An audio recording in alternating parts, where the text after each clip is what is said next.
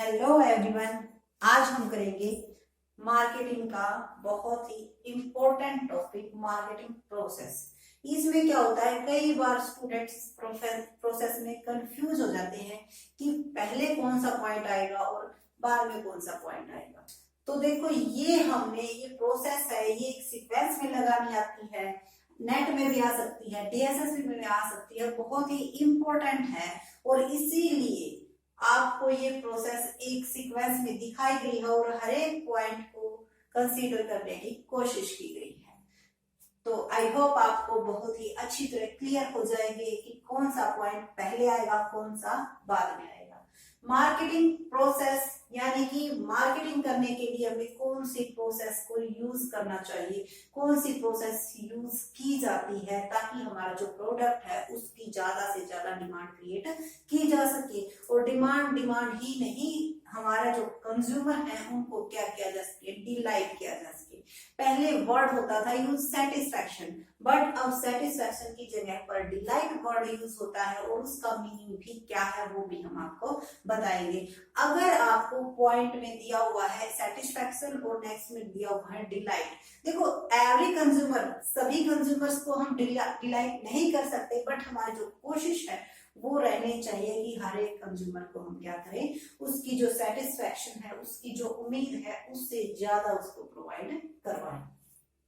तो सबसे पहले जो हमारा पॉइंट होता है, understand the market place and customer need and wants, यानी कि कहां पर कस्टमर्स को किस चीज की जरूरत है, किस चीज की उसकी वहां पर डिमांड है। सबसे पहले उस जगह का पता लगाया जाता है कि कहां पर किस प्रोडक्ट की डिमांड है, वहां के कंज्यूमर चाहते क्या है। सबसे पहले अगर हम उसी का पता लगाते हैं, उसके बाद ही उनकी नीड के अकॉर्डिंग हम क्या करते हैं, प्रोडक्ट तैयार करते हैं। पहले क्या माना जाता था कि अगर प्रोडक्ट तैयार कर दिया तो कंज्यूमर अपने आप आ जाएंगे, बट नहीं, अब ऐसा नहीं है क्योंकि कंपटीशन बहुत ज्यादा है। अगर आप कंज्यूमर को ध्यान में नहीं रखोगे तो कोई और कंपटीटर आपका जो जगह है उसको बिल्कुल ही क्या कर देगा, खत्म कर देगा, आपके प्रोडक्ट की डिमांड क्या कर देगा, नेगलेक्ट कर देगा। तो सबसे पहले क्या किया जाता है, मार्केट प्लेस को अंडरस्टैंड किया जाता है कि कहां पर क्या है, हमारी जो प्रोडक्ट है उसकी डिमांड है। उसके बाद design a customer driven market strategy, उसके बाद कस्टमर की डिमांड के अकॉर्डिंग हम क्या करते हैं, डिराइव करते हैं मार्केट स्ट्रेटजी की हमारी क्या क्या प्लानिंग होगी, किस तरह से हम इस प्रोडक्ट को मार्केट में लेकर आएंगे।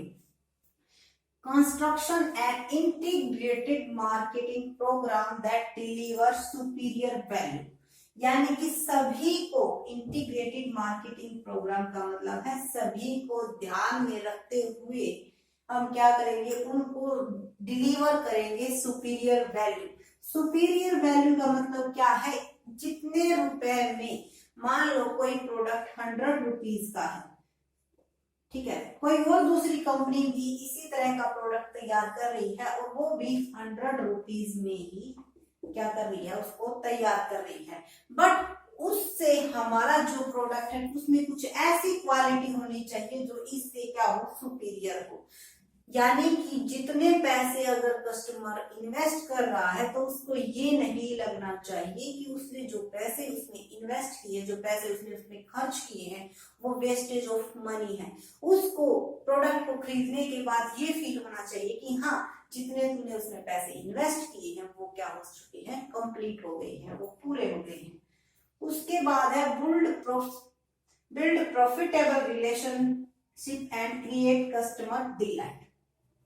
हमारा जो कंज्यूमर है उसका हमारे साथ कैसा रिलेशनशिप होना चाहिए, प्रॉफिटेबल रिलेशनशिप होना चाहिए। कहने का मतलब ये है कि ये नहीं होना चाहिए कि जो हमने प्रोडक्ट तैयार किया है वो बहुत ही ज्यादा पैसे पर कर दिया या फिर बहुत ही कम, उस पर रिलेशनशिप बनाने के लिए आपने बहुत ही कम पैसे में क्या कर दिया है, सेल कर दिया है। जी नहीं, जो रिलेशनशिप है वो कौन सा होना चाहिए, प्रॉफिटेबल होना चाहिए, कि ऐसा रिलेशनशिप होना चाहिए जिससे अब या फिर फ्यूचर में हमें क्या हो, ज्यादा से ज्यादा पैसा अर्न कर सके।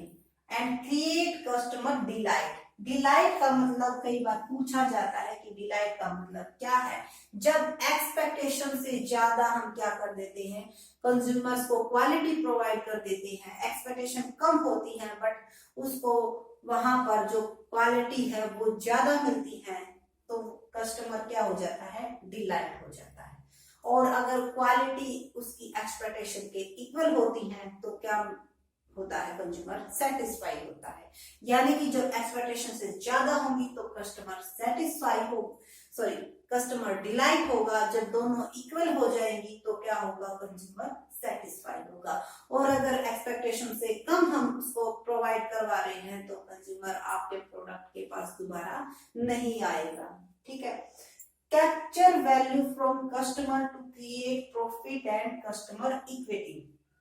अब लास्ट में क्या किया जाता है, उससे वो वैल्यू क्या की जाती है, कैप्चर की जाती है। अब हम कोई भी प्रोडक्ट सेल कर रहे हैं, कस्टमर को हमने डिलाइट कर दिया, अब क्या वो अपने आप ही उसके पैसे देने के लिए क्या हो जाएगा, तैयार हो जाएगा, अपने आप ही रेडी हो जाएगा क्या करने के लिए, उस प्रोडक्ट में पैसा लगाने के लिए।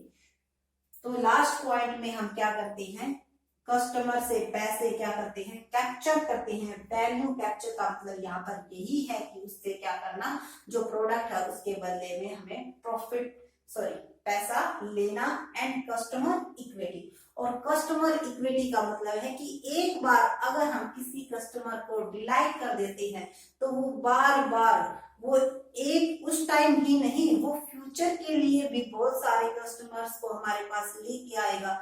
ठीक है। ये इसीलिए कहा जाता है कि अगर एक सेटिस्फाई कंज्यूमर सेटिस्फाई होता है तो वो कई कस्टमर को हमारे पास लेके आता है। लेकिन उससे ज्यादा कंज्यूमर अगर एक अनसेटिस्फाई कस्टमर है तो वो उससे ज्यादा कंज्यूमर हमारे प्रोडक्ट से बाहर ले जाता है। इसीलिए हमें कोशिश करनी चाहिए कि जो भी कस्टमर हो वो हमारे प्रोडक्ट से क्या हो, सेटिस्फाई हो। तो ये थी मार्केटिंग प्रोसेस, कौन कौन से स्टेप थे एक बार फिर कर लेते हैं। अगर कोई भी पॉइंट आपको क्लियर नहीं हुआ हो तो आप कमेंट सेक्शन में लिख सकते हो, और अगर आपको सारे पॉइंट क्लियर हो गए हैं तो वो भी आप हमें बता देना, ताकि आगे से हमें इससे हमें मोटिवेशन मिलता है और आगे से हम आपको और भी अच्छी वीडियो प्रोवाइड करने की कोशिश करेंगे। तो फर्स्ट पॉइंट था understand the market place and customer needs and wants. Second, design a customer driven marketing strategy. Third है construction and integrating marketing program that deliver superior value. Build profitable relationship and create customer delight. Last है फिर capture value from customer to create profit and customer equity. देखो एक एक point से बहुत ही बड़ा lecture तैयार हो सकता है, बट हमने अब यहाँ पर आपको शॉर्ट फॉर्म में बताया है, और इनके अंदर जो छोटे छोटे पॉइंट है वो हम आपको नेक्स्ट वीडियो पे प्रोवाइड करवाएंगे। Thank you for watching this video and please subscribe my channels and share with your friends. Thank you.